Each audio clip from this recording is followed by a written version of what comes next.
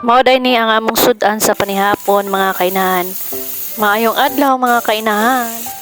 For today's video mga kainahan, ang akong giluto dira is miswa nga gisubakan ako kinason nga taktakon. So, ang kaning kinason gikan paniglan. Unya mga kainahan, ako na nang gilimpyuhan kanang gikuha ako glumot or gitiltilan, human gihugasan ako kapila mga kainahan. Pag human ako nang gilaga, gibutangan ako nag luyas, sibuyas bombay.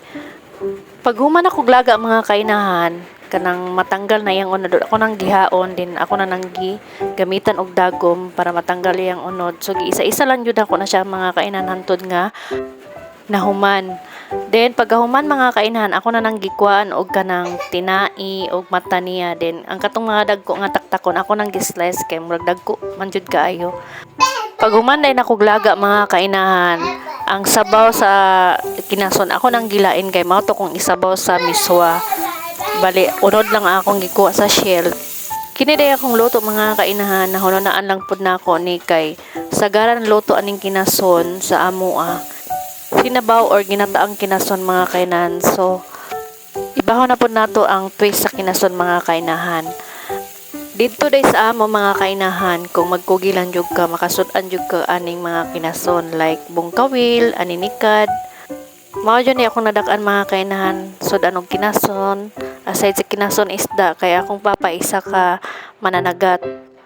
So, perminti jud mi sud-an og isda kun dili kinason kay kugihan man po ni akong mama manginasa dati. Kay kung kami manginas mga kainahan, so bata pa man kahilig jud kag ligo lang, ligo. Kung dili magdula, dili jud mag-focus og manguhag kinason. Balik data sa akong giluto mga kainahan. Ang akong gisabaw dara mga kainahan, katong gilaga nako sa kinason mga kainahan, ako lang gipadaplin kay kato na tamis jud ang sabaw atong mga kainahan. First time pud na ako ning luto mga kainahan. Kaning pagluto nako nga kinason with miswa.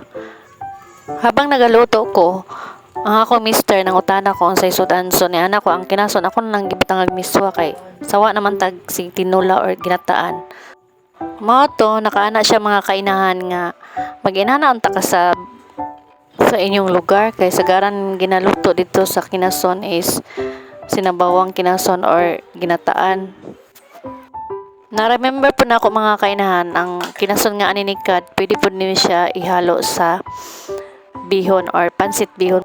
Same procedure lang po sa akong pagluto mga kainahan. Lahi lang niya ako kay miswa with sabaw. Murag taas-taas jud akong istorya mga kainahan. Bye! See ya!